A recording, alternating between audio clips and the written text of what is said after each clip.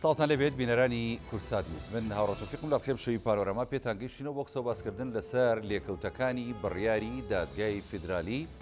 سەبارەت بە نەوتی هەرێمی کوردستان. ئەمڕۆ دادگای باڵای فیدرالی عێراق بڕیاری داوە کە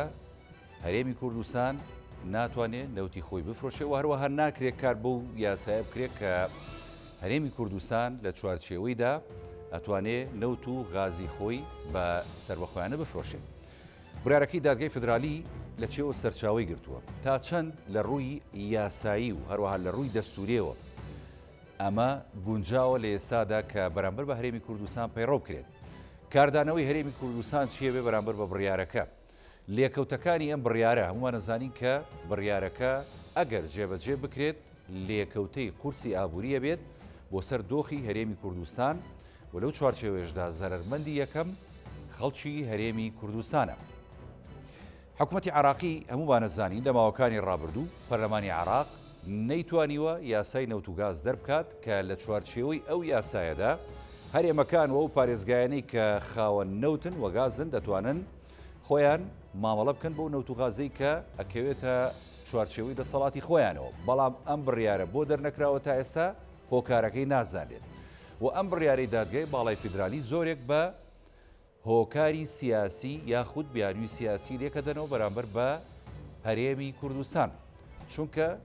تەوقیتەکەی زۆر سەیرە بە لای زۆرێک لە چاودێرانەوە لە هەرێمی کوردستان. گفتوگۆکێک لەسەر ئەم بابەتە بە میوانداری هەرێک لە میوانە بەڕێزەکانم کاکڕێبار محەممەد ماستەر لە گرێبەسەکانی نەوت و غاز کە لە ستودیۆ لەگەڵمە بەخێوی کاکڕێبار، هەروەها دکتۆر محەممەد عەلی پسپۆڕ یابووری کە بەڕێزیان دۆسپاسەوە لە شاری هەولێر لە ستودیۆکانی کورسات نیوز لەگەڵمانن. دکتۆر بەخێوی جەنابیش سوپاس دەکەم. بەڵێ کاکڕێبار سەرەتا لە بەڕێزەوە دەست پێ بکەم، ینی هەمووان نەزانین بڕیارەکەی دادگای باڵای فیدرالی ڕاستە ینی ناتوانین بڵێن تووشی سەر سوورمانمانەکە، بەڵام تەوقیتێکە کە ینی کاتی ئەوە نیە ئەم بڕیارە دەربکرێت. لێکەوتەکانی ئەم بڕیارە و هۆکاری دەرکردنی ئەم بڕیارە لە ئێستادا بەرامبەر بە هەرێمی کوردستان بۆچی ئەگەڕێتەوە؟ بەڵێ زۆر سواس بۆ میوانداریتان، سڵاو لە میوانی بەڕێستان و بینەرانی خۆشەویست. دیارە من هەمیشە ینی دەستم لەسەر دڵمەکە شۆڤێنیستی عەرەب کە کۆمەڵێک پرۆژە یاسایان ئامادە کردووە بۆی لە کەمینان کە فرسەت وەرگرنەوە ئەو حەق و مافانە لە هەرێمی کوردستان وەرگرنەوە کە 100 ساڵی ئەمە خوێن و خەبات و تێکۆشانی بۆ ئەەکەین. لە ڕاستیدا ئەم بڕیاری دادگای فیدرالی ئەگەر وردبینەوە لێی بڕیارێکی نادادپەروەری نادەستوری یعنی دژی هەموو عرف و حەق و لە ڕوانگەی شریعەتی ئیسلام و سەرکەی لە ڕوانگەی با بڵێن یاسا نێودەوڵەتەکان و سەریکەی لە ڕوانگەی دەستوری عێراق و سەریکەین بەڕاستی بڕیارێکی زۆر زاڵمانە و نادادپەروەرانەیە، چونکە ڕێک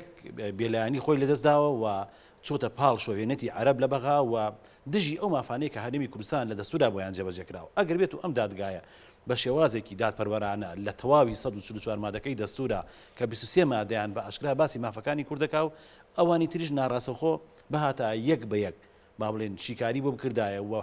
بڕیاری تا بدایە کە حکوومەتی عێراقی و پەرلەمانی عێراقی ملزم کردایە بە مافەکانی کورد، ئەو کاتی ئەمەشمان و بەڕاستی دادگایەکی دادپەروەری عادلە و ئەم بڕیارەی با بڵێن حەقە. بەڵام لە ئێستادا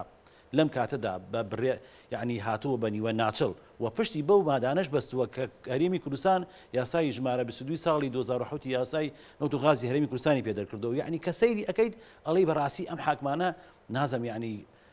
گێلن نەفامن، ینی نازانین چۆن تەعمیل لە بابەتەکە لە هەندێک بڕگەشا من تەسەوەرەکەم هەڵەیان کردووە بۆیە شەوان ینی چۆن ئاخر لەسەر دەستوری عێراقی و لەسەر مادە و یاساکانی نێو دەستورەکە بڕیار نادەن. مەرخۆ جەنابە داماژەت پێدە ینی کۆمەڵێک بڕیار هەیە کە پەیوەستە بە نەوت و غازی هەرێمی کوردستان و ئەنجا پارێزگاکانی خۆکەواتە ئەمان دەستورەکە و قانونەکەیان ینی لەبەردەستە لە زمنی ئەوە ینی بڕیارەکانیان دەرکردەوە. ئیتر بۆچی ینی بە نائاگایی ئەوە لێ بدرێتەوە؟ بەڵێ لە ڕاستیدا ئێمە گەر ئەو بڕیارەی کە دەرکراوە پشتیان بەچی بەستووە دین مناقەشێکی ئەوواکەن گفتوگۆ لەسەرەوەکەین. مادەی 110 پشتیان بە مادەی 110 111 112 115 121 بەڵێن بڕگەی یەک بەستووە. باشە دانەشیانەکەن و بزانین کە ئەم یاسایان ئەم مادەی دەستوریانە لە بەرژەوەندی هەرێمی کوردستانە یاخود لە بەرژەوەندی دەوڵەتی عێراقی و ئەم محکەمەیە. مادەی 110 با بڵێن دەسەڵاتە حەسریەکانی حکوومەتی عێراقی دیاری کردووە کە تایبەتە بە حکوومەتی فیدراڵی و تایبەت نییە بە هەرێمی کوردستان ناتوانێت مارەسەیکە. ئەم دەسەڵاتە حەسریانە هیچ پەیوەندێکی بە مەلەفی یا دۆسیەی نۆت و غازەوە نییە. دوور و نزیک باسی دۆسیەی نۆت و غاز ناکات. ئەی باسی چیەکە بە دیاریکرێت؟ کۆمەڵە دەسەڵاتی ترە لە بوارەکانی ترایە مەلەفی نۆت و غاز دەسەڵاتێکی با بڵێن حەسری نییە بە حکوومەتی عێراق لە مادەی 11 و 12 دەرەکەوێت کە با بڵێن ئەم دۆسیە جیاوازە لە دەسەڵاتە حەسریەکانی بەغا. مادەی 111 دەڵێ چی؟ ئەڵێ کورد و عەرەبیا هەموو گەلانی عێراق هاوبەشن وەکو یەک مافیان هەیە لە سامانی سروشتی ئەم وڵاتە. کەواتە هەموو گەلانی عێراق کە کورد و عەرەب ئەگرێتەوە هەموو پارێزگاکان و هەرێمەکان و ناوەند دەگرێتەوە وەکو یەک. کەواتە ئەمە دەسەڵاتێکی هاوبەشە، دەسەڵاتێکی حەسری نییە.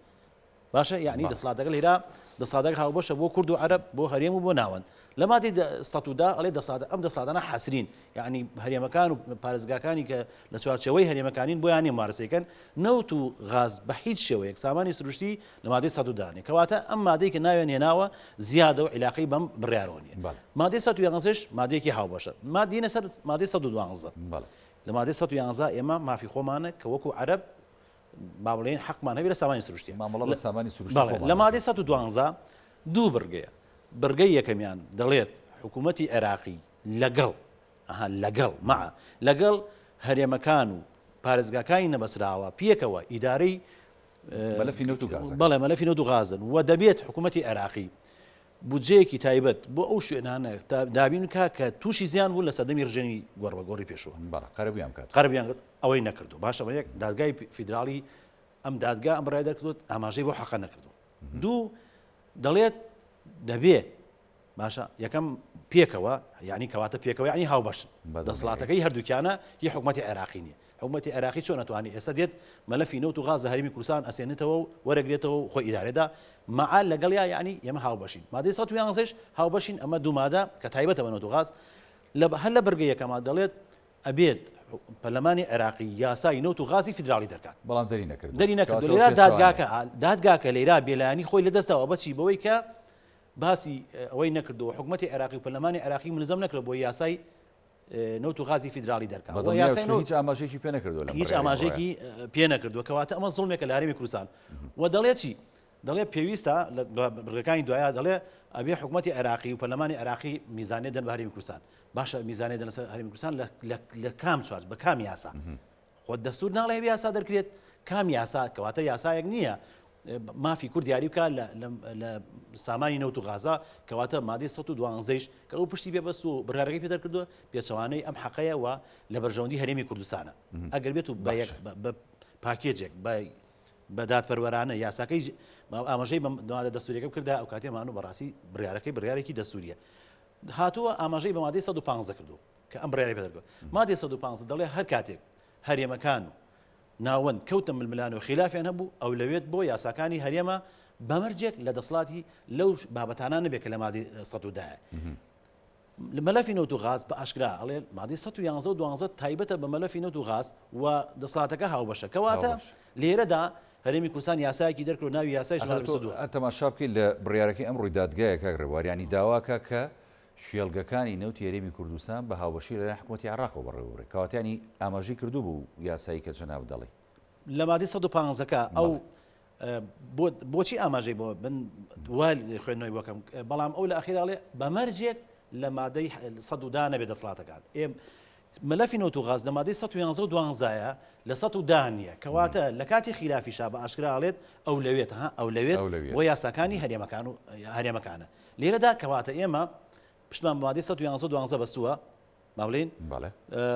کە لە کاتی خلافیشا ئەو لەوێت بۆ ئێمەیە. کەواتە لێرەدا کە ئێمە خلافمان لەگەڵ بەغا هەیە ئەو لەوێت بۆ یاسای نەوت و غازی هەرێمی کوردستانە و یاسای نەوت و غازی هەرێم یاسایەکی شەرعی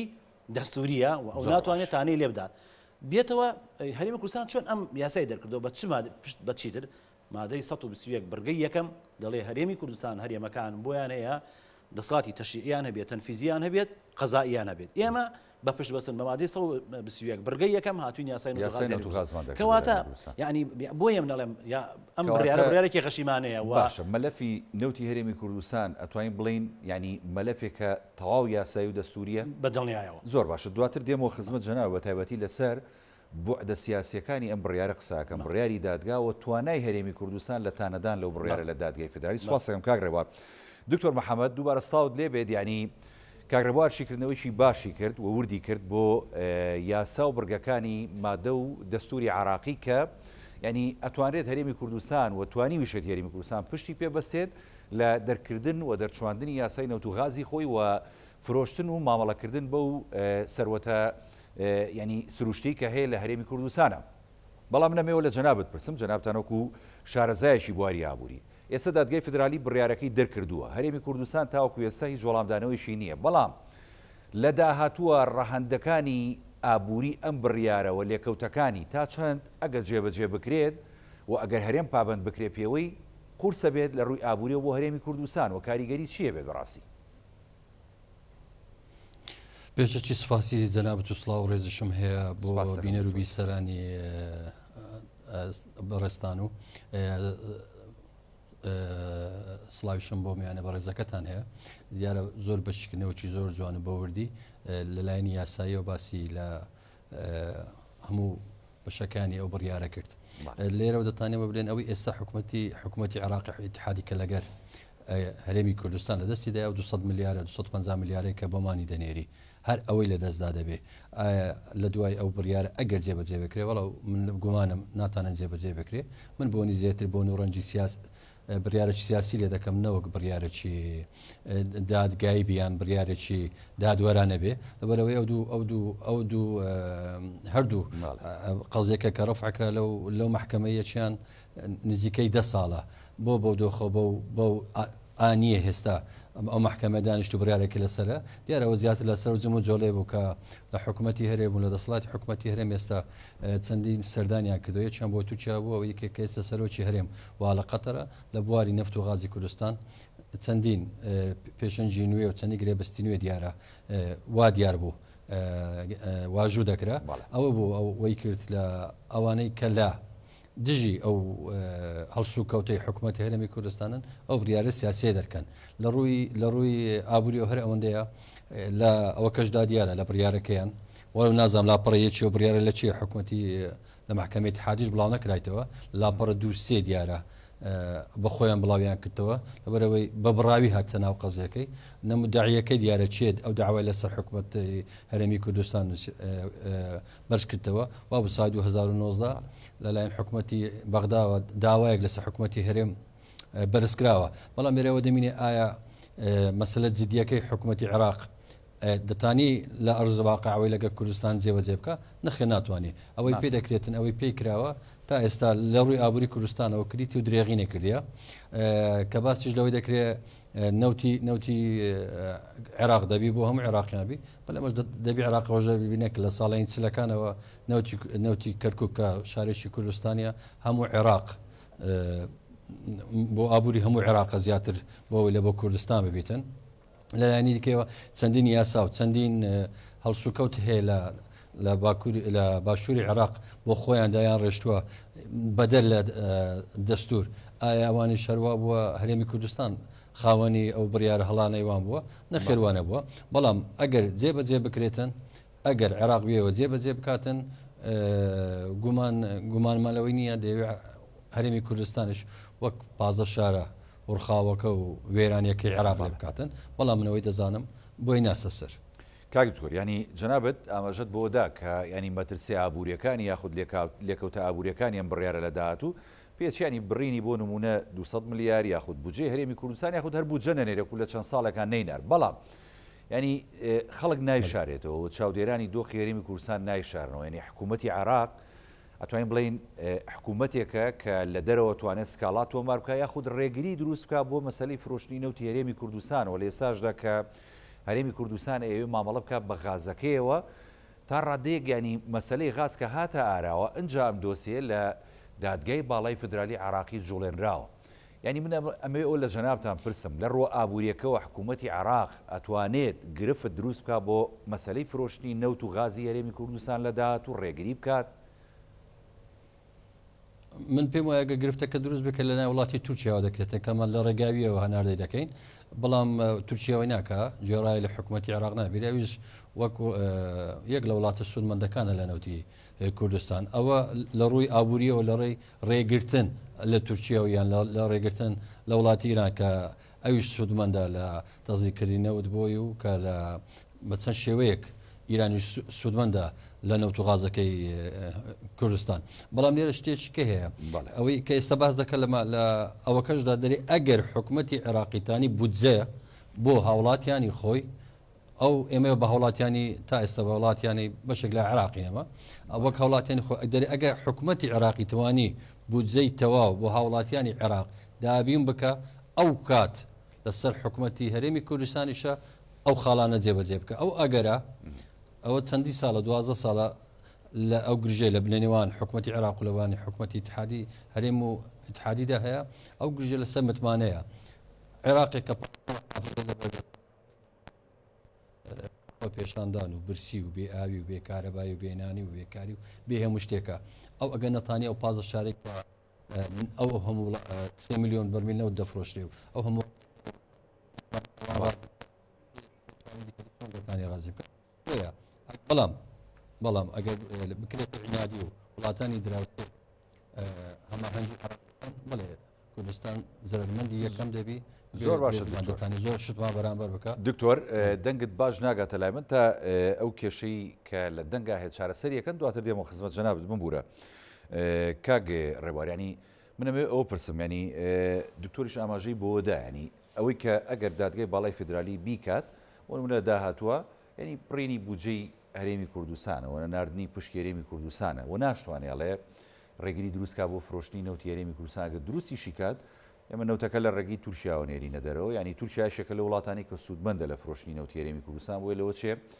وەنمونە تەرەفگیر نەبێت لە بابەتەکەی بەڵام پرسیارەکەی من ئەوەیە دادگای باڵای فیدرالی ئێستا خۆی بۆتە تەرەفێک لە مەسەلەکە هەرێمی کوردستان ئەگەر بیوێ لە ڕووی قانونیەوە سکاڵا تۆمار بکە ئەتوانێت لەم دادگای سکاڵا تۆمار بکە یاخود نەخێر ئەبێت دادگایشی نێودەوڵەتی بێنێتە بابەتەکەەوە ئەو کاتە لەو دادگای نێودەوڵەتیە سکاڵا تۆمار بکە لە ڕاستیدا لە ئەخیرەوە ئاماژەی بە مادەی 93 بەرگەی سێم کردووە کە با بڵێن پەیوەندی بە دەسەڵاتەکانی محکەمەی ئیتیحادیەوەیەکە لەوێشا من بە بۆچوونی خۆم ینی هەڵەیەکی کردو ئەمە خۆی بەرگەی چوار پەیوەندی بە محکەمەی ئیتیحادیەوەیە کە بڵێن کێشەکانی نێوان هەرێمەکان و ناوەندێک لایکاتەوە ئاماژەی بە بەرگەی سێداوە کە پەیوەندی بە خودی ناو کێشەکانی ئەنجومەنی وەزیران و عێراقوە لەوێشا و هەستەکەم لەوێشا خەلەلێکەیە ئەوە با بڵێن لە بەرگەیەکی تریا دەڵێت لە مادەی 94 دەڵێ قەرارەکانی ئەم دادگایە بات و ملزەمە باشە ینی کەس بۆی نییە تاعنی لێ بداتەوە بێ جێبەجێکرێت بەڵام کاتێک تۆ سەیر دەکەیت ینی من زۆر سەیری ئەوم کردووە بیرم لەو بابەتە کردو چۆن کورد تعامل لەگەڵامەکە کاتی ئەمە سەیر دەکەین هەر لە با بڵێن لە دیباجەی دەسووری عێراقەوە کە ئەڵێت ئەگەر بێت و ئەم دەسوورە جێبەجێ نەکرێت کەواتە هیچ کەسێ پابند نابێت بەم دەسوورەوە لاقەی تریش پابند نابێت کەواتە لێرە دادگایە کە خۆی بە ناوی دادگای فیدراالیەوە بڕیار دەرەکات هاتووە لایەنگیری دەکات بۆ لایەنێک و حەقی لاقەی تر نادات کەواتە لێرەدا یعنی دادگاکە بێلانی لایەنە دەستداوە و دەستوریشی پێشێل کردەوە لێرەدا کە دادگایەک و دەوڵەتێکی ناوەندی بێت دەستور پێشێلکا و لە سەروی دەستورەوە بڕیاردات کەواتە ئەو کاتێت و ئەتوانی ملزەم نەبیت بەڵام لێرەدا یەک دیار نییە بڵێن ڕێکارێکی تر نییە تۆ بڕۆی لە دەرەوە دادگا با بڵێن سکاڵات و مارکەی بۆچی لەبەرەوەی کاتێکە کەچی بۆ محکەمەی تەحکیم بۆ وڵاتێکی تر ئەبێت لە عەقدەکەی نێوان ئەو دوو لایەنە دیاری کرابێکە لە کاتی دروستبوونی کێشا پەنابەی بۆ دادگایەکی دوولایەن چێمە بەسانی هەرێم وەردە مەسەلەی فرۆشتنی ئەگەنمونە بێنەوە بەرچ زیاتر ڕوون بێ بۆنە کۆمپانیەکانی بەرهێنی نەو لە هەرێمی کوردستان و هەرێمی کوردستان لە گرێبەستەکانی ئەوە هەیە کە کاتێک تووشی کێشە بن لە نێوانیەکە بە یاساکانی هەرێمی کوردستان کەیسەکەیەک لای ناکەن بەڵکو پەنابن بۆ دادگایەکی نێودەوڵەتی ئەچن بۆ تحکیمی جۆرێکە لە دادگای خێرا و جیاوازە لێرەدا هیچ ڕێکارێک نییە لێرە کە باڵێن هەرێمی کوردستان بڕوا لە دادگایەکی نێودەوڵەتیە شکات بکات لە باڵین لە بەغدا بەڵام ئەمە هەیە کە دەستوری عێراق لە ناتەوەی گرتوەکان پەسەند کراوە و باشە. ناکرێت پێچەوانەی ئەم دەستورە کەواتە هەرێمی کوردستان ئەتوانێت تانەبا لەم بڕیارە چکە ئەم خۆی بڕیارەکانی دادگای باڵای فدرالی تانی لێ نادرێت. بەڵێ جاکاگین من ئەوە ڕێی شخصی خۆمە هیوادارم وانێ بەڵام من بە تەواوی بێئەمەل بووم لە ساڵی 2005 هەتاکو ئێستا ئەم 144 مادە کە باسمان کە چەندێکی پەیوەندی بە کوردوێت تاکە بڕێکی جێبەجێ نەکراوە ئامادەش نین جێبەجێکەن و چەندین پرۆژە یاساشم بینیوە ئامادەیان کردو بۆ تعدیلی چ دەستور و چ ئەو مادانەی تایبەتن بە نەوت و غازی هەرێمی کوردستان و مافی کورد کە لە فرسەتێکە ئەوان دەست بوەشێن و مافەکانمان لەگرن تەنانەت خەبیرەکان دەڵێن بە ئێمەڵەن ئەمانە یاخی بوون و بێ بە کوتەک و بە زۆر بیان هینۆ ساحەکە یعنی ئەوان هەم ئەوان بێئەمەل بوون لە ئێمە هەم ئێمەش بێئەمەل بووینەوە ئێمە کورد لە ناچاریە هاتۆ دەسی بۆ دەرکردنی یاسای نەوت و غازی هەرێمی کوردستان وردە چونکە ئەوان ئامادەنین مافە دەستوریەکانی خەڵکی هەرێمی کوردستان با بڵێن جێبەجێکەن وە لە کۆمەڵی بڕگە و مادا ئێمە مادەکانی 140 مادەکانی تایبەت بە ئاڵای عێراق بە پشتی کورد لە سوپای عێراق بە پشتی کورد لە نووسین لەسەر دراوی عێراقیە و یعنی مەلەفی نەوت و غازە یاسای با بڵێن مادەی 28 یاسای با بڵێن باجە با بڵێن مادەی 114 گومرگە و مادەکانی تر کە تشکیلکردنی ئەنجومەنی فیدراڵیە دەستە سەربەخۆکانە باشێمەکە ئەم هەموو خلافە هەبێت ینی بۆ لەم کاتەیە دادگای باڵای فدرالی ینی دەستی بردۆ بۆ ئەم کەیسە پێ دوایەوەی کە دکتۆر محەممەد ئاماژەی پێدا ینی لە ڕابردوو ینی لەسەر هەرێمی کوردستان سکاڵات تۆمار کرابوو لەم بارێ و لە دادگای باڵای فدرالی بەڵێ بەڵام ئەو کاتێ بەهۆی شەڕی داعش و دوورکەوتنەوەی کورد لە بەغا دادگای فدرالی داوای ئەوەی کە نوێنەری کورد لەوێ ئامادە بێت بەهۆی ئامادەنەبووی نوێنەری کوردەوە کەیسەکان دواخرا بەڵام بە قەنەعاتی من ئێستا لەم کاتەدا ئەم دادگا کە بێلانی خۆی لە دەستداوە دوو بۆچوونی من وشارێکی با بڵێن هەرێمی هەیە لەسەر ئەم بابەتە دووش ئەوەیە کە مەلەفی نەوت و باڵێن غازاتوتە پێشەوە با بڵێن ڕۆژ ئاوا چاوی لەسەر غازی کوردستان ئەوکو بەدیلێک بۆ غازی با بڵێن رووسیا کە دەچێت بۆ ئەوروپاوە با بڵێن کێشەیەکی جۆپۆلەتیکی هەیە لە نێوان ئۆکراین و رووسیا و ئەمریکا و هاوپەیمانەکانی چاوێن لەسەر ئەوەیە کە یەکێک لە ئۆپشنەکانیان ئەوەیە کە لە ڕێگەی غازی هەرێمی کوردستان بتوانن بەشێک لە غازی ئەوروپا دابینکەن ئەمانە ترساون لەوەی کە کورد ینی تەنها هەر بە نەوتەوەسن غازیش بنێنە دەرەوە سەرچاوێکی تری ئابووری بۆ خۆیان بەدەستبێنن ئەمان ینی بەشێکی ئەمەوە بەشێکی لە بەهێزی هەرێمی کوردستان ئەترسن بەڵێ بەشێکی تریشی ئەم ململانی سیاسی لە نێوان بەداخەوەیەتی پارتیەکە لەسەر سەرۆکاتی کۆمار ئێمە خەریکە مافە دەستوری ئەساسەکانی خۆمان و ئەوەشی بەدەستمان هێناوە ئەوان چاوێن لەسەر ئەوەی لە ینی سیرکە لەو ململانی ئەوان ئەوێت گۆڵ لە ئێمە بکەن و ئەوەیشی هەمان لێمان وەرگنەوە دەست خۆشکاک ڕێواردێمەوە خزمەت جەناب دکتۆر محەممەدیانی منەوێ زیاتر لەسەر بوعدە ئابوووریەکەی قسە بکەین ینی کاریگەری و لێکەوتە ئابوووریەکان بۆ نمونە بڕیارەکە با بڵین بڕیارەکەی دادگای باڵای فدرالی کە وەکو مەحاڵیشە جێبەجێ بکرێت چکە هەرێم ینی ومان نەزانین پابەت نابێ پێوەی ئەگە جێبەجێ کرا بۆ نمونە گەر وەکو پێش ساڵی 2014 کە هەمیشە لە بودجەی عێراقا ینی پشت هەرێمی کوردستان لە 170 بوو دیاریەکرا و پارە دەهات و هیچ کێشەیەک نەبوو هەرێمی کوردستانیش دەستی نەبردبوو بۆ نەوت و غاز کە بیفرۆشێ و مامەڵەی پێوە بکات ئەگەر هەرێمی کوردستان بتوانێت لە داهاتوە ڕێککەوتنێشی باشتر و گشتگیرتر لەگەڵ بەغدا بکە و بەغدا حەقی خۆمان بۆ بنێرێت ینی پشک و مافەدارایی و شایستەدارایەکانی هەرێمی کوردستان پێ دوایە هەرێمی کوردستان ڕازیە بێت تا ڕادەیەک ینی دەست مەلەفی نەوت و غازی خۆی هەڵبگرێت دیارە مەسودەی قانونی نەفت و غازی عێراق لە ساڵی 2011 ئامادە کرایە لەلایەن حکوومەتەوە چەند جار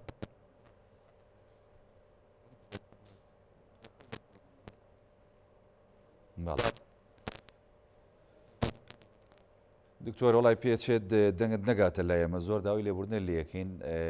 تکایە و برادرانە و کێشەیەمان بۆ چارەسەر بکەن چکە بەڕاستی مەبەسمەکە ینی پەیام و شیکردنەوەکانی دکتۆر محەممەد علیمان جۆ لێ بێت چکە جەنابیان پسپۆڕێکی شارەزان لە ڕۆ ئابوووریەکەوە و قسەکانی بە هەند وەرەژیرێت و ئێمە لە چەندین بەرنمەیە کە گفتوگۆ ڕایۆژمان لەگەڵ کردو ینی زۆرێک لە پێشبینی و شیکردنەوەکانی ینی جێی خۆی گرتو و هاتوش نەتەدی هیوادارم کێشەکە چارەسەر بکرێت لە ڕووی تەکنیکیەوە بۆ دواتر بچمەوە لای بمان بوو لە دکتۆر محەممەدیان سوپاس دەکەم کاگڕێوە ینی مەسلەی گرێبەسەکانی نەوت و غاز هەرێمی کوردستان هەمیشەیەکێک بۆ لەو مەلەفانەی کە بەغدا قسەی لەسەر بووە و زۆر جاریش ینی ویستویانە سکاڵات تۆمار بکەنەوە سەیەکێکیش لە بڕگەکانی ئەم بڕیاری دادگای باڵای فدرالی مەسەلەی گرێبەسەکانی نەوت و غازە لە هەرێمی کوردستان کاڵێ ئەبێ پیاچوونەوەی پێ بکرێەوە بە ئاگاداری حکوومەتی عراقی بێت پێ دوایە حکوومەتی عراقی و دادگای باڵای فدرالی ئەوێت چاودێر بێ بەسەر گرێبەسەکانی نەوت و غازی هەرێمی کوردستان یاخود پیاچوونەوەی بۆ بکە و لە دەسەڵاتی ئەوە هەیە ئەمە بکات لە ڕاستیدا من زۆر گەشتبینم و هیچ کاتێ لەو بابەتە ڕەشبین نەبووم و بەش بە حاڵی خۆم شانازی بەو گرێبەستانەوەکەم کە هەرێمی کوردستان توانیوێتی لە 100 ساڵی ڕابردووە ئەو هەموو زوڵمەی لە کورد کراوە تاکە دەستکەوتێکە ئێمە لە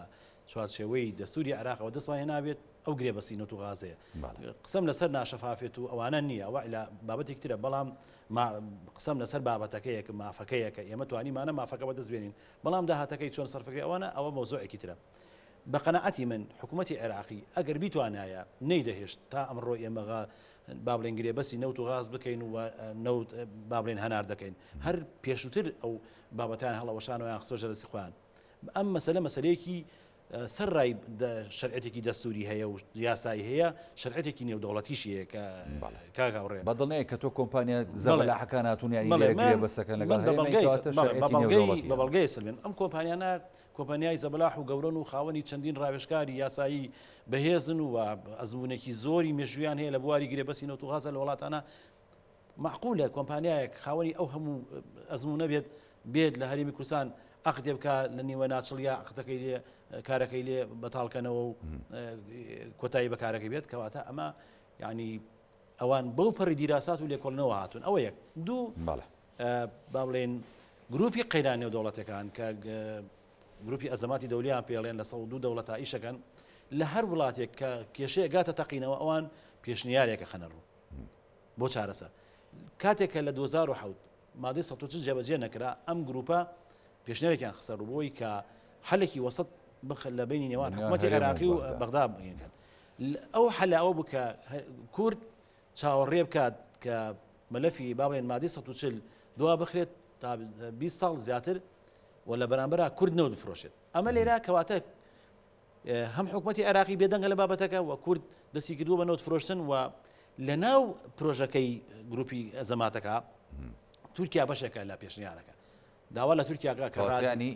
مەلەفی گرێبەسەکانی نەوتی هەرێم بۆ عدێشی نێودەوڵەتی هەیە و هەرێمایەتی هەیە بەڵێ شەرعەتێکی نێودەوڵەتیە داوا لە تورکیاکە کە ڕەزامەند بێت لەگەڵ هەرێمی کوردستان بۆری هەناردەکردنی نەوت بە تورکیا تێپەڕێت و تورکیا بێت بەشێک لە پرۆسەکە و قازانجی خۆوە بێت کاتێک کە سەیری پێشنیارەکەکەین و سەیری واقعەکە ئەەکەین سەیرەکەین یعنی ئەم بابەتە بابەتێکی با بڵێن پشتیوانێکی گەورەی نێودەوڵەتی هەیە و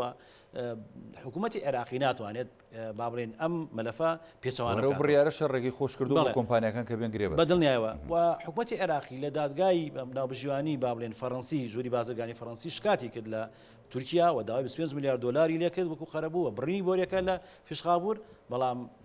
بە گوشاری با بڵێن سەرۆکی ئەمریکا ترام داواکەی لە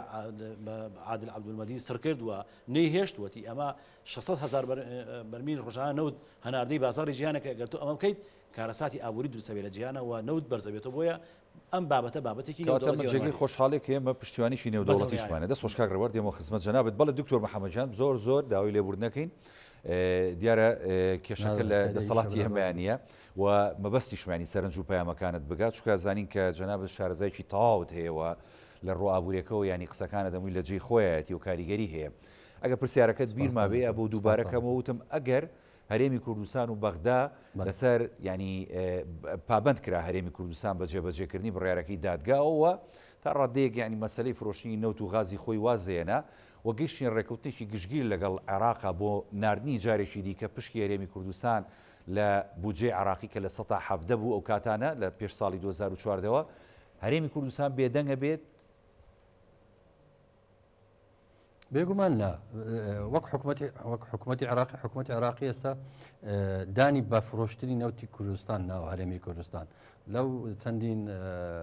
جارێکە بەڕێزانی وەفدی حکوومەتی عراقی بە سەرکاتی کاقوبات تاالبانی دەچونە بەغدای لەوێن دەگوتیان بیفرۆشتن بەڵام داهاتەکەی دەستیمیوە بکەن کەواتە کە فرۆشتن ڕێگا لەلانی ئەبووریەوە بە کوردستان درراوە بەڵامان دێت داهاتەکە بۆمان بگرێت ئەمە لە لای خۆمانەوە دیسان بۆتان دووبارە دەکەینەوە بەکەم بە زیاد بەڵام ئەوی لێرە دەمینێتەوە ئایا تەسلیمی چێ دەکەوان دەڵێن دەبی ڕادستی کۆمپانیای سۆمە بکەن سۆمە بەمانی بگەڕێنەوە بەڵام ئایا ئەوەی کوردستانەوەی دەکەنە خەرەوەی ناکە تۆ وەک هەرێمەچی دەسەڵاتدار لە سیاغەکردنی قانون بۆ بەرژەوەندی ئەو ناوچەی کە لە دەسەڵاتی توێ کە چۆن ئەوان لە چەندین یاسایان بۆ بەرژەوەندی مەذهبی بۆ بەرژەوەندی نەتەوەیەکی خۆیان دەریان کردووە ئێمەش ئەو مافەمان هەیە ئەومان هەبیتن ئەو یاسایانە دەکەین ئەو کا لە کاتێکدا یاسای نەوتمان هەیە ئەوان لە لای خۆیانەوە یاسای نەوتیان تا ئێستا نە هەموار کردوتەوە لە زیلاچکە پەسەند کرایەوە لە پەرلەمانی کوردستان ئەوە خۆی لە خۆیدا ئەوە ڕادەگەینێتی کە ئەو دادگایە کاری ئەو نییە دانیشتن بە پێی دەست و قسەمان لەگە بکە کاری ئەوەیە ئەگە لە بینی دوو یاسا خلافەکە بوو ئەو تیادا باز لە شتێک بکاتن بەڵام ئەو هاتیە بەناوی دەستوری عێراقی کە سال 2005 لەلایەن پەرلەمانی عێراق و لەلانی هاوڵاتیانی عێراقەوە پەسەند کرا باز دەکا لە کاتێکدا پێش 2 ڕۆژ پێشەوەی سەرۆکی ئەو دادگایە کە ئەو ئیمزای کردووە بەخۆی لەسەر وبسایتی محکمە ئیتحادی دەڵێ دەستوری عێراق بۆ ئەمڕۆ دەست نادا دەبێت گۆڕانکاری لەسەر بکرێت لە کاتێک داهاتێ بە ناوی ئەو دەستوری زوڵم و ستەمکاری لە خەڵکی شارانکارانی کوردستان دەکە و باز لە هەندێک شت دەکاتن هیچ یاسەناسێک هیچ شتێک لە یاسە بزانێ بۆ ناوە ناکرێتەوە بەڵام دیارە لەناو سەترەکان و لەناو ڕستەکاندا حەقد و نەکێ بەرامبەر هاوڵاتیانی کوردستان لێرەدا حکوومەتی عێراقی چی پێ دەکرێت ئەگەی بێوێ خەڵکەکانی ئێرە ئەزیەت بداتن لە لایەنی سیاسیەوە پێی دەکرێت بەڵام لە لایەنی ئابوووریەوە هەرە 250 میلیارەیە کە باسمان کرد کە بمانی دەنێریتن وەک ئەوەی کە ئەوەش خۆی لە خۆیدا 250 میلیارە ئاعترافەکی زمینیە بەوەی کوردستان حەقی کڕین و فرۆشتن و دەرهێنان و هەناردەکردنی ناوتەکەی بکە ئەو دەرێت تۆ باە ئەوەندەی دەردەینی باە ئەوەندەی دەفرۆشی ئەوەی دیکە من پێ دەدەم خۆی لە خۆیدا پێچەوانە ئەو بڕیارەیە کە ئەوڕۆ ئەو دادگای بە ڕێزەدەری کردەیە کە هەمووی هەڵی تێدایە لێرە دەگەڕینەوە ئایا دەستوری ئەو دەستورێک کە لە عێراق ئێستاکاری پێ دەکرێت لە بەرژەوەندیمەیە لە بەرژەوەندی منە ئەگەر وەک خۆی جێبەجێ بکرێت بەڵام بەڵێ خاڵەکانی زۆر بە زۆی لە جێمەیە لە ئاخری شاندەکانی کە حکوومەتی هەرێم سەردانی بەغدایان دەکرد با خاڵەکانی ئەو خاڵانێک کە لەناو دەستوردایە وەک خۆی جێبەجێ بکرێت پێڕازی بوونە ڕازیش بوونە نەوتی ڕادستی عێراق بکەنەوە کڕینی فرۆشتنیش لە دەستیوان بی بەڵام بە دوو مەرج مەرجەکانی ئەوەیە کە خاڵەکانی ئەو خاڵانەی کە ئەوان ئاماژیان پێکردیە وەک خۆی جێبەجێ بکرێت خاڵی دووەمە ئەنجومەنەکی بەرژەوەندیەکانی کاروباری نەوت دابمەزرێ کە لەوێن دەرا بڕیار بدرێ لەوێن دەرا بەشی کوردستان ئایا 1970 کە لە ژیانی خۆیان لە 1970 بمەنە لە 1912 دەناردوو لە بواری سیادی ماسیادی زۆر پاریان دەژێراوە لێرەوە دەمینێتن ئەو بەڕێزانی کە دانیشتنەوەڕۆ بڕیاریاندا هیچ خوێندنەوەیکی تەواویان نە لە بۆ بواری سیاسی عێراقیان نە لە بۆ بواری سیاسی هەرێمی کوردستان هەیە بەڵکم لەژێر پەردەی وەک بەڕایزیان بەحسی کرد شۆڤینێتەوە ئەو بڕیاریان دەرکردەوە بەداخەوە هەڵەیەکی زۆر گەوریان کردە لە ڕووی ئابووری ساندرینەوە ئەگەر ئەو 250 میلیارە بەغدا نەنێری کە ناتانی نەنێری ئەوڕۆ لەبەرەوە بە یاسایەکمانی عێراق بەڵێ 200 میلیارە و پارێک کە دێتن لە بۆ عێراق لە عێراق لە بۆ مەدێ لە پەرلەمانی عێراق بڕای لە سەدراوە وەک یاسای بودجەی ساڵی 2021 تا ئەو یاسایەکی دیکە و لە بودجەیەکی دیکە بڕای لەسەر بڕینی بدری ئەو کارەتانە ببڕێن بەڵام ئەوش ناتانی ببڕێ بە پێی ئەو یاسایی کە دەریان کردێ لەو یاسایش زۆرێک بۆ خۆمان سوودی لێوەردەگرین زۆرێک لە چاودێرانی دۆخێری کوردستان وها باسەکەن بوو ڕقسەکانیشم پێ بڕیت خوا دکتۆر جان ئەڵێن ینی زۆر جار هەرێمی کوردستان خۆی ینی ئیحراجی بۆ خۆی دروستەکە لەلایەن بەغدا بۆ نمونە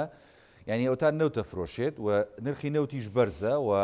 قەرزی زۆربەی کۆمپانیەکانیشی داوەتەوە بەڵام دەبینی دۆخی دارایی بە تایبەتی دۆخی موچە لە هەرێمی کوردستان بەم شێوازەیە کەی بینین و زۆرێک لە خەڵک گلەی لێ هەیە و تا 200 میلیارەکەش دەنێرێ بەغدا ینی هەرێمی کوردستان ناتوانێت لە وادەی خۆیان موچەکە دابش بکە ینی ئەمانن کە گرفتی دروست کردو بۆ هەرێم لە لای بەغدا وای کردو کە دادگای فدرالی بڕیارێکی لەم جۆرە دەربکە ئەمەیان تا چەند واقعیە بەڕاستی دکتۆر بۆلێ واقع دیارەوەی ئەمە تا ئێستش حکوومەتی هەرێم دەرەگەر حکوومەتی بەغدا و 200 میلیارمان بۆ نەنێری ئەمە ناتانین موچەکان دابین بکەین ئەوە لە کاتێکدا بوو هەر هەمان شت بوو کە نەوت بە 25 دلار بوو ئەوڕۆ نرخینەوە لە خۆی لە 95 دلاردا لە بازارەکانی جیهانی بەڵام لێرە دەکرێمە بە شێوەچکە باز بکەم بۆتان نەوت لە کوردستان کاڵایەکی ئابووری نییە کاڵایەکی سیاسیە ئەوەی سیاسیەکانی کوردستان حکوومەتی هەرێمی کوردستان زیاتر بۆ پاراستنی ئەو کیانێکی بە ناوی هەرێمی کوردستان زیاتر سوودی لا هەندێک وەرگتووە بۆ ئەوەی کە بەڕێزیان بەحسی کرد ئێستا قەزیەی نەوتی کوردستان بوویتە قەزیەکی دەولی هەر وڵاتێک هەر لە لای عێراقەوە سوبێ بیری کردەوە هێزی بۆ معنی هێز بەکاربیێنی بۆ وەزیدە هەزاران وڵات سەدان وڵات کە سوودمەندن لەو نەوتەی کە لەو ژمارە 600,000 بەرمیلەیە کە دەستە دەرەوە لەسەر کوردستان بەجواب دێن بەڵام تا ئێستا وا بووە ئایا لە کەس سوودمەند نەبووە یان وەک خۆی وەک پێویست سوودمەند نەبووینە دەکرێت کاری دیکە بکرێت بەڵێ دەکرێت بە ئەو عقودانێک کە کرایە ئەو گرێبەستانێک کە لەگەڵ حکوومەتی ئەو وڵاتانی زلهێزەکان و یان وڵاتانی ئەوانەی کە ئێستا سوودمەندن لە نەوتی کوردستان زیاتر سوودیەوەرە بەڵێ دەتوانێت سوودێرەکە بەڵام تا ئێستا ئەو گرێبەستانە کرایە زیاتر سیاسی بوونە لەوەی زیاتر داهاتە چیان بۆ وڵاتەکەوی زۆر باشە دەست خۆش دکتۆر ژاندێمە خزمەت جەنابەت کاگێ ڕێبارێنی مەسلەی وەکو دکتۆری ژاماژەی پێدا وەکو جەنابیشت لە پێشترە وتە ینی مەسلەی نەوتوغازی هەرێمی کوردستان ینی خۆی قسەکەی دکتۆر زۆر منطقی ینی بۆتە بابەتێکی سیاسی ئەمە هێندە بۆ هەرێم بابەتێکی سیاسی ئابووری نییە ئێمە کە وەکو هەرێمی کوردستان چوینەتە سەر نەخشەی نەوتوغازی دنیاوە ئەتوانین بەشێکی باشە غازی ئەوروپا و تووشە پڕ بکەینەوە لە داهاتوێکی نزیکە ئەمە ئەتوانین بڵین جێگەی خۆشحاڵی بێ بۆ هەرێمی کوردستان یاخود نەخێر ئەوەی کە ئەمڕۆ بینیمان بڕیارەکەی دادگا دەرچوو زۆرێک لەوانەی کە خوێندنەوەیان نەکرد بۆ بڕیارەکەی دادگا دڵخۆش بوون پێی بەڕاستی لە ڕاستیدا وەکو دووگەش باسی کرد نەوت و غاز کات ینی چەندین بۆعدی هەیە بۆعدی ئابووری سیاسی سەربازی جۆپۆلەتیکی هەیە ئیسا ئێمە دەبینین کە با بڵێن ئەو ململانێ جۆپۆلەتیکەی لە ئۆکراین و بینی رووسیا ئۆکراینە هەموو دنیای بەخۆیەوە سەرقال کردو و مەترسی دروست کردەوە با بڵێن ئەمریکا ینی لە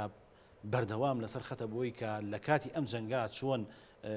ئەوروپا تووشی با بڵێن ئەزمەی غازە بێەوە ئەزمەی نەوتە بێەوە لە ڕێگەی ئیسرائیل و لە ڕێگەی با بڵێن مسر و قەتەر و دەریای باکوور و لە چەندین با بڵێن باکووری ئەفریقا لە جەزائیر و نەیجیریا ئەوە غاز دابین کە بۆ ئەوروپا بۆی تووشی ئەزەمەت نەبێت ینی کەواتە غاز و نەوت یعنی ڕۆڵی ئاراستەکەری سیاسەتی جیهانیان هەیە و ئاراسەی ئابووری دیارەکەن کەواتە ئێمە وەکو هەرێمی کوردستان چ لە ڕووی جۆپۆلەتیکیەوە چ لە ڕووی ئابووریەوە وزەوە ناوەندێکی بەهێزین و پێگەیەکی بەخۆتمان هەیە لە ئایندا ئەگەر بێت و ئێمە وەکو گەلی کورد وەکو دەسەڵاتی سیاسی لەرێمی کوردستان وەکو حکوومەتی کوردستان بتوانین ئەم ئاراستە وەکو خۆی بەکاربێنین ئێمە دەتوانین دەستکەوتی گەورە بەدەست بێنین ئێمە ئێستا سەرچاوەیەکی ئابووریمانەیە کە نەوتە بەداخەوە ئێمە کێشەکەمان لەیرا ئەوەیە کە با بڵێن حکوومەتی کوردستان و یەکێتی پارتی خەڵک بە ئاراسی پەرۆدە ناکەن تێبگان لە بابەتی مەلەفی نەوت کەمە ئەم نەوتە تەنها کاڵاکی ئابووری نییە تەنها بۆم هەرێم ئەمە بڵێ ئەمە کاڵاکی با بڵێن بابەتێکی سیاسیەوە کارتێکی بەهێزە بۆ پشتیوانی هەرێمی کوردستان و ئەو هەموو کۆمپانیاتۆ دەناوە ئەم ناشەفافێت و نادیاری و ناڕێخستن و پەروەردە نەکردنی خەڵک بە و ئاراسا وای کردو ئێمە سەرمان لێشەوە تا ئەمڕۆ ئەو هەموو خەڵک ئەو هەموو کۆمنت و ئەو شتە ینی بەشێ لە خەڵک خۆشحاڵە بۆی کە مەلەفەکەمان لێوردەم بەڕاستی کارەساتە بەڕاستی بۆ ئێمە کە بەڵام ئێمە ئەگەر بێت و ئێستا کات سەرچاوێکی ئابووریمان نەوتە لە داهاتوو سەرچاوێک ترمان با بڵێن غاز بێت و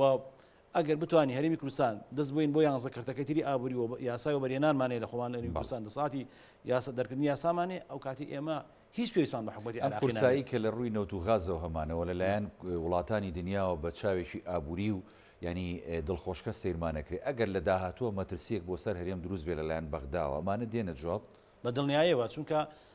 با بڵێن لە ساڵی 1976 هندی کیسنجەر لە کۆنگرێکی ڕۆژنامەنووسیا دەڵێت ئێمە دوای شەڕی عەرەبستان چین بۆ عێراق ڕۆژنامەنووسەکە دەڵێت عێراق دەوڵەتێکی هەژار و گەلێکی وا و ئەڵێ ئەمانە زەویێکی فراوانیان هەیە با بڵێن یەدەکێکی گەورەی نەوتیان هەیە و ژمارەی زۆری دانیشتوانیان هەیە ئەمانە مەترسین بۆ سەرژیانی ئێمە بەرژەوەندەکانیەوە قەتیش ئەویان لەبیر ناچێت کە لە جەنگی عەرەب ئیسرائیلا گەماڕۆیان خستە سەریان بۆیە هەمیشە هەرێمی کوردستان با بڵێن کۆمەڵی پێوەەر ینی بەشێکە لە ئاسایشی نەتەوەی ئەمریکا بەوەی کە ئێمە با بڵێن لە ڕووی نەتەوەیەوە گەلێکی هەژمونگەرا و داگیرکردین وەکو عەرەب و تورک و فارس لە ڕووی بوونی وزەوە نەوت و غازەوە یەدەکێکی باشی 45 ملیار بەرمیلی نەوتی و 5.7 تریلیۆن پێسێجا کە لە ساڵی غازی جیهانەکە هەمانە و هیچ کاتێ ئێمە ئەم کارتە بە دژی ئەوان بەکارنانین بەڵکو هەمیشە بۆ پشتیوانی ئەوان بەکارێنین و پێگەکەی ئێمە لە ڕووی جوگرافیەوە ناوەندێکی گرنگە بۆی کە تەحکوم کرێ بە وڵاتانی ناوچەکە بۆی ئەم سێ کارتە گرنگە ئەم سێ پێگە گرنگە واکە لە ئایندا ئێمە پێگەمان زیاتر بەخۆت بێ و با بڵێن ڕۆژ ئاوا هیچ کاتێک دەست ئێمە نەدا وەک کورتێگەیشتون لەم پێگە گرنگی کە هەمانە من بە قەناعەتم بەداخەوە ئێمە لە ساڵی 1970ەوە کە حربی عالەمی یەکەم تەواو بوو 7 ساڵ باشووری کوردستان ویلایەتی مووسڵ بە هەڵواسراوی لە نێوان عێراق و تورکیا با بڵێن مابووە و کورد نەیتوانی تێبگا لە خواستی ئینگلیز و بۆچی هاتووە 2000 بە ناچاری بە هەڕەشە لە بەرامبەر 75 ساڵ امتیازی نەوتی باشووری کوردستانە ئەم ویلایەتیان ئەم هەرێمی کوردستانیان باشووری کوردستانیان تەسلیم بە عێراق کرد بەداخەوە ئێستش ئێمە تێنەگەشتوین لە دۆخەکە و پێویست و تێنەگەشتوین لە خواستەکان و ئەو تا لە بەغدا لە باتی ئەوەی کە ئەوان بە ڕەمزی سەیری ئێمەکەن بۆ ئەوەی کە عێراقی یەکگرتو بێت ئێمەش بە هەمان شێوە بڕۆین لە بەغا بە ڕەمزی دانیشین و کات بکوژین لەگەڵیان ناو لێرەوە خۆمان بەخۆتکەین بەڵام هاتوین هەموو هاتوین چارەنووسی ئێرەشمان بەسۆ بە ئەوەوە و بەداخەوە ئەو نەتیجە بینی دەست خۆشکاگرەوە دکتۆر محەممەد ینی بۆ نمونە کە ئەمە پێگەکەی هەرێمی کوردستان بێت لە ڕووە جیۆپۆلەتیکی و ئابووری و سیاسەکەەوە کە لە دەرەوە تێڕوانینەکان زۆر گرنگە بۆمان بەڵام یانیە بینی کە لە عراقێکە کە عراقی فیدرالە مەترسیەکان بۆ ئاراسەیە بن کە ڕۆژ بە ڕۆژ بۆ سەر قواری هەرێمی کوردستان ینی مەترسی دروست کرێ هەرێمی کوردستان و پێکاتە و لایەنەکانی هەرێمی کوردستان پێت وایە دەبێت چۆن خۆیان ئامادەکەن بۆ قۆناغی داهاتوو و چۆن پێداچوونەوە بکرێت بە بوارە ئابووری و هەروەها مەلەفی نەوت و گاز کە مەلەفێکی زۆر گرنگە بەدەست کوردەوە بێگومان بۆ هەر بۆ ڕاستکردنەوەی نەگڕاستکردنەوە بۆ ئەوەی کە بدەین زیاتر کە وڵاتانی جیهان چاوێن لەسەر کوردستانە و پشتگیری لێ دەکەن و دیفاعشی لێ دەکەن دوو نمونەی بەسیط بۆ جەنابتان دێنەوە یەکیان کە ساڵی 2014 داعش هجوومی لە بۆ هەرێمی کوردستان کرد هاوپەیمانان بە هەر جۆرێک لە جۆرەکان بەرەنگاربوونەوەیان بەراو داعش کرد و بەلانی فڕۆکە بەلایانی پرسەکردنی پێشمەرگە و بە زۆر بەلانی ڕاوێژکاریشەوە بەڵام ئەویان بۆ مووسڵ و تکریت و ئەنبار نەکرد لەلای دووەمە لە 7 ئۆکتۆبەر کە ئەو سوپای لە بەغدایە هات بۆ داگیرکردنی کوردستان دیسان بەرپەرچکرانەوە لەلایانی زۆر زلهێزانەوە ڤیتۆیان ئیستعمال کرد کەنیان هێشت ئەو سوپای بە هیچ شێک لە شێوەکان پێی لە بخاتە سەرخاچی هەرێمی کوردستان لێرەوە جەنابەت گوتت چۆن خۆمان حازر بکەین منەوەی دەبین ئێستا ئەو سیاسەتێک کە لەناو حزبە کوردیەکاندا بەلایەن هەردوو حزبە سەرچەکە لەلایەنی علاقاتی خارجی زۆر سەرکەوتو بنەوە بەڵام کەمێک ئەو ناکۆچیانێک کە ئێستا بەداخەوە لەسەر هەندێک بواری ناوخۆیی هەیە هیوادارم ئەوان چارەسەر بکەن لەوەی کورد لەوەی زیاتر بەهێزتربی بە تایبەتی لە بەغدا ئەوەی ئێستا بەغدا بەرامبەر مەدەکاتن زیاتر لەوەی دەبینیتن کە گرژیەک یان دووڕاییەک یان چەند بۆ چوونێک هەیە لەسەر قەزیەک لە قەزەکان کە سەرۆک کۆمارە یان لە دوا ڕۆژتی دیکە بەدوادێ گرنگەوە یەکدەنگ بین کە یەکدەنگ بینەوە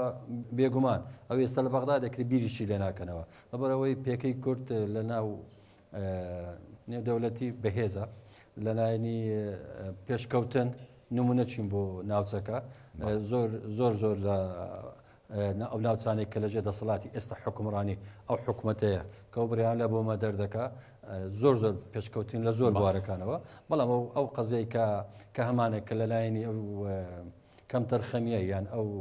کەم داهاتی لە کوردستان هەیە ئەوە گرژێکی زۆرە و ئەوە پێویستی بە داڕشتنەوەکی نوێی سەر لە نوێی هەموو استراتێژەتی ئابووری کوردستاندا هەیە ئەوەش پێم وایە